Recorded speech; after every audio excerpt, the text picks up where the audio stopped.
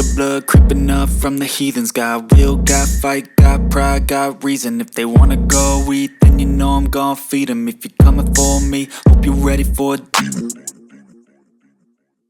All right, my friends, welcome back to House Rule Fantasy Football's weekly update. Week 12, Week 13, Week 14 are all in the books. Regular season's done, my friends. Regular season is fucking done. We are now down to fuck time. This is playoff football, my friends.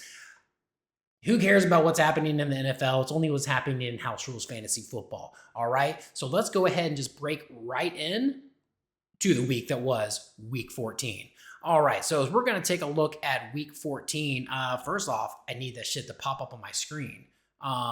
So, boom, I think that fixed it. Yes, it did. All right, so we had Dr. Football going against Flinderella. Both these teams fighting for a playoff spot. However, Flynn came away with the win with 128 going against 119. Over there for Dr. Football's losing team, he had Joe Burrow with 23 points. He had Puka Nacua, 34 points, and then 17 points from Jalen Waddle. Now, Flynn's winning team, who eked this out right there in the last game of the night on Monday night, Josh Allen, 39 points. Travis Etienne, 21 points. However, it was that nom burger from Saquon Barkley on that fake tush push that put Flynn over the edge. 22 points over there for Saquon Barkley. Congratulations, Flynn. You are in the playoffs. Well fought year this year, Mike. It is what it is, my friend. All right, let's go into our next game. Touchdown there going against 50 Pinball. Whew. Tight butthole, my friends. Paul thought he was out. We thought he was out. God thought he was out. However, the fantasy gods had something else different in mind. Okay, so 105.33 to 104.7. Quay's losing team. Doesn't matter, Quay. You're in the playoffs. It's all right. So 17 points from Gainwell, 17 points from CeeDee Lamb, 23 points from the kicker, Aubrey. Over there for Paul's winning team, 17 points from Kyron Williams, 16 points from the Broncos D, and Dicker the kicker coming in clutch to give Paul the win with 20 points. Because Gadsden sucked dick. That's really what happened. Dicker did a great job, but Gadsden sucked. Congratulations, Paul. You're going to the playoffs, my friend. Congratulations, sir. All right. The rookie mistakes going against the Princess Posse. The second-year sophomore coming in, taking a loss, but still making the playoffs, going against rookie mistakes at 129. Alex at 129. That doesn't seem right. Is this 2 weeks in a row added together? No, okay. Well, all right. Well, Cody's losing team, Jordan Love, 22 points, 16 points, Nico Collins, 24 points from Christian Watson. Over there for Alex's winning team, which is weird to say, kind of doesn't really roll off the tongue. But anyways, Jared Goff, 18 points, 17 points from Chase Brown, 23 points from Fannin. Congratulations, Cody. You're in the playoffs. Congratulations. You're not in the playoffs, Alex. We already know. It was a rough year for you, bud.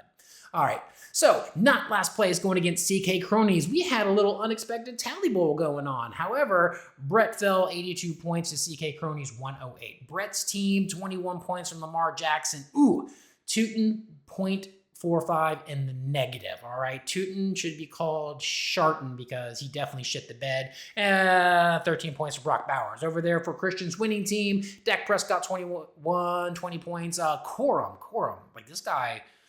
Whew, scary backfield over there in LA, but fuck the Rams. 27 points for Corum and then 12 points from Kyle Pitts. Congratulations to neither of you. You guys get to spend the time together watching the fantasy football playoffs from the couch together. Only one tally is allowed in the playoffs this year, and that is Flynn. Okay, for our next game, garbage time falling to tears, not so, 88 points to 97 points. Over there for Vic's losing team, Matthew Stafford, 23 points. 12 points from Pittman and 12 points from Goddard. It was a rough year for Vic. It was a rough year. For John's winning team, Daniel Jones, 0.8 points. But hey, that is not the worst quarterback that played this week. 14 points for Williams, 15 points from A.J. Brown, and 24 points from the Jackson Smith and Jigba. JSN, man. Fucking historical year. Record setting for the Seahawks, maybe record setting for the NFL. We're going to find out. And then balls deep, 141, taking over the spoilers at 102. And Gabe, I was rooting for you this year. I really was. I had a lot of hopes for you, but it kind of went out the window like 2 weeks ago.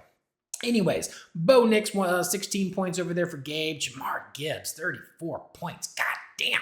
He just scores like crazy, man. It's ridiculous. Such talent. And then Williams hitting that 14 points. Over there for Balls Deep winning team, as I mentioned, the injured Daniel Jones did not have the worst week because the next guy played all 4 quarters and still got negative 0.6 points. He should change his name to Tootin' or Shartin because Jalen Hurts definitely... anyways, from the good people, T. Higgins coming back from concussion, 24 points. 34 points from Michael Wilson because everybody expected that. And then 23 points from that Seahawks D 2 weeks in a row, not letting a touchdown get past them. Seahawks D, my friends. Oh my God. So anyways, let's go ahead and take a look at the standings. Whew. Oh man. All right. So what a year, right? We're going to start at the bottom here. Garbage time, 12th place. Vic, come here. It wasn't your fault, man. They let you down. Your team let you down. They did not fight hard enough for you, okay? So it wasn't you, it was them, all right? That's just, it's unfair. It really is. But hey, there's next year, my friend. There's next year, okay? All right, not last place. True to his name, is in 11th. Spoilers in 10th place. CK Cronies in 9th. 8th place, The Rookie Mistakes. Dr. Football in 7th. All right, now let's take a look at the playoff managers.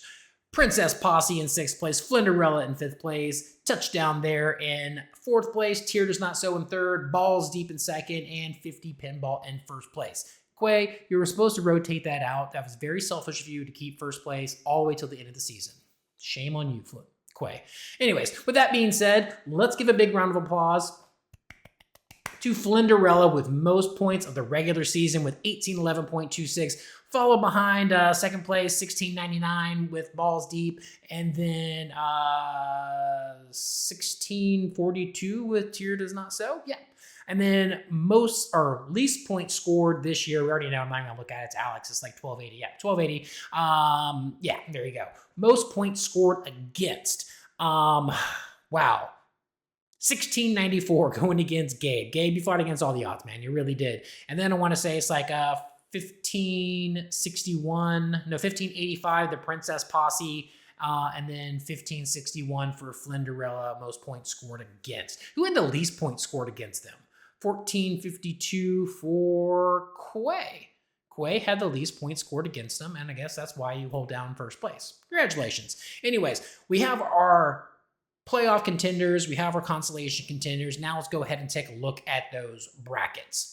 All right, first off, we're gonna start off in the consolation. All right, first off, we have bye weeks. Dr. Football, Rookie Mistakes. You guys get to sit back, relax, and see who you guys get to face next week. Spoilers going against not last place. CK Cronies versus Garbage Time going against each other. And CK Cronies and Garbage Time, they're fighting to keep or hopefully stay into like a 9th place type contention. We really don't want to drop all the way down to last place. And then Dr. Football, kind of holding in there, going to get, 7th place. I don't think he's going to lose out, but hey, anything can happen right here. So good luck to everybody this week. Now for the championship playoff bracket, 50 Pinball 1st place, Balls Deep 2nd place, get to take a little place, or get to go to a little place where the women instinctively flock like the salmon of Capistrano. I'm talking about bye week. All right. We don't have to worry about anybody this week. However, it will be short-lived because the winners of the next games, we got to come into to find out who's going to be 1st, 2nd, and 3rd place, or who's going to be fighting for that at least. So Touchdown there going against Flinderella. Tear Does Not Sow going against the Princess Posses. Like I said, we got a sophomore